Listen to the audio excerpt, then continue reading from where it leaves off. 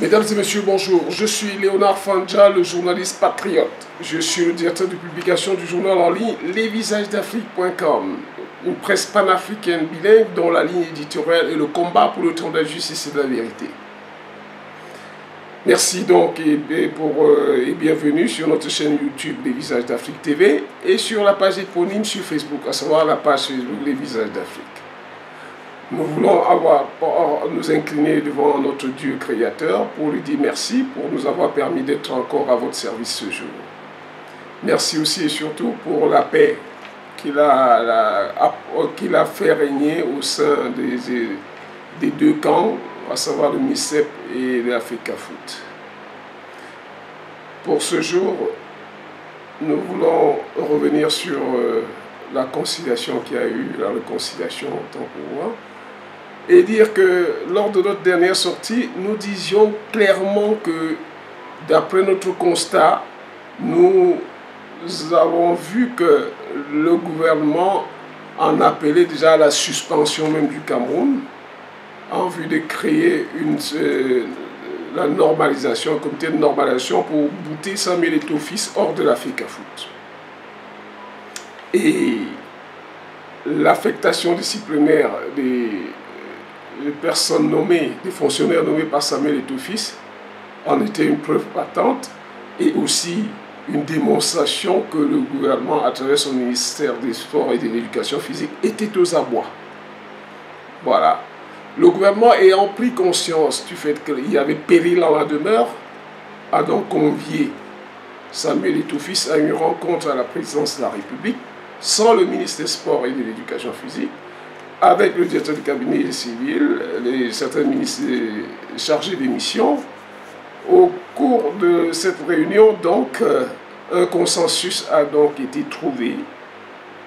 Et par ailleurs, il faut noter que l'ambassade de Belgique avait déjà demandé à M. Marc Brice, le ressortissant, d'adresser une lettre d'excuse au président de l'Africa Foot, Samuel Eto'o-Fils, ce que ce dernier a fait. Et d'où donc la rencontre de ce jour, parce qu'auparavant, il était prévu, il a convoqué l'entraîneur Marc Brice à la Fédération camerounaise de football, c'était la dernière chance qu'on lui accordait. Heureusement, il est arrivé, ce qui veut dire que, et compte tenu de ce qui a précédé avant, la rencontre a été chaleureuse, chacun a présenté ses excuses et on a procédé à la nomination de staff d'encadrement des Lions indomptables. Laquelle nomination n'est qu'un remake de ce que Samuel Eto'o-Fils avait déjà fait en termes, et ce que nous avons appelé une nomination de conciliation. Samuel Eto'o avait maintenu Marc Brice et certains de ses collaborateurs, mais avait changé le reste. Aujourd'hui, nous sommes revenus à la case départ. À la présidence, on a donc compris, on a pris conscience de ce que si Samuel Eto'o-Fils continuait, ça allait poser trop de problèmes au Cameroun. On a donc décidé de procéder à diviser la poire en deux. C'est du remake de ce que Samuel Eto'o-Fils avait déjà fait et que le ministre des Sports a refusé en faisant tout un randam autour avec son bras séculier qu'on appelle Cyril Toro, qui a brillé négativement et à plusieurs occasions dans cette affaire. Et je voulais vous dire qu'aujourd'hui, je crois que le fait d'avoir envoyé M. Dissaké, l'inspecteur général, n'est pas anonyme. Vous voyez que quand M. Ntolo est venu à la Fédération camerounaise de football, quand il a commencé à faire du bruit, M. Dissaké, un homme sage et responsable, a préféré se retirer, aller rester dans la voiture.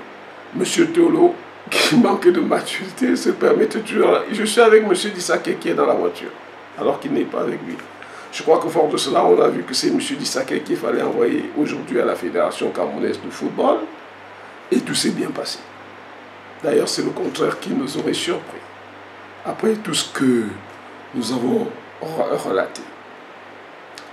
Donc, aujourd'hui, on a nommé Marc Brice comme entraîneur avec ses deux compatriotes comme assistants, parce que l'entraîneur vient toujours avec ses deux assistants.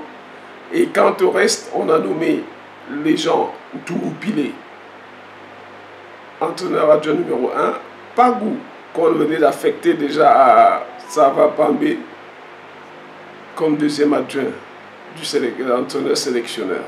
Vous voyez donc les affectations du ministre des Sports et de l'Éducation physique étaient certes une réaction qui démontrait une fois de plus que le ministre des Sports était déterminé, n'entendait rien céder, quitte à ce que le Cameroun soit suspendu. Et c'était aussi un aveu de faiblesse et une preuve de plus qu'ils étaient aux abois. Bon, Dieu merci, aujourd'hui, on a maintenu ces gens, on a maintenu tout le staff de Samuel Eto'o-Fils. La paix est revenue.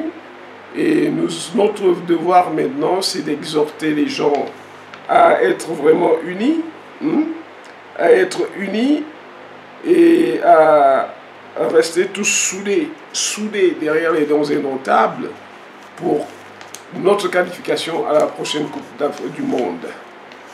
Alors, merci donc aux deux parties, parce que chacun a mis de l'eau dans son verre. Et nous voulons en profiter pour dire aux autorités camerounaises que tout ce déploiement que vous avez fait dans le football, puissiez-vous vraiment faire la même chose dans le domaine du pétrole qui est rare. Vous allez voir aujourd'hui comment les gens souffrent pour acheter le pétrole qu'on ne trouvait plus dans la ville. Puisse ce gouvernement faire des efforts pour que les jetons qui font cruellement défaut et qui plombent même les activités commerciales des débrouillards puissent réapparaître dans nos marchés, dans nos activités. Puisse le gouvernement déployer la même énergie pour que nous ayons régulièrement de l'eau, parce que les colonnes dans nos douches sont devenues des objets de décoration. On se lave rarement avec l'eau qui descend de nos colonnes. Puisse le gouvernement déployer la même énergie pour qu'on sorte des coupures intempestives d'électricité qui causent trop de préjudice au foyer avec des produits conservés, achetés. Les gens n'ont pas l'argent de pouvoir aller acheter, ni le temps d'aller acheter tous les jours au marché. Mais ils en achètent, ils gardent dans le congélateur. Les coupures intempestives viennent faire faner tous ces produits. Ils deviennent avariés. Il est donc important, nous attendons le gouvernement sur ce terrain, s'il vous plaît, pour que nous ayons dorénavant moins de problèmes et qu'on puisse solutionner les problèmes comme on a solutionné celui du football aujourd'hui.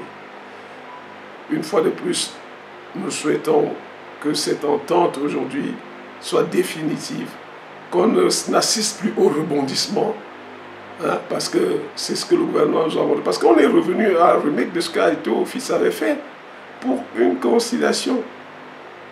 Bon, nous espérons que cette fois-ci, elle est vraiment totalement acceptée et que, parce que le chef de l'État s'y est impliqué, on est arrivé là et que dorénavant, on ne va plus assister aux histoires comme ceux qui ont voulu tout à l'heure mettre une fausse démission, qui ont publié même une fausse lettre de démission à Samuel Eto'o-Fils sur les réseaux sociaux.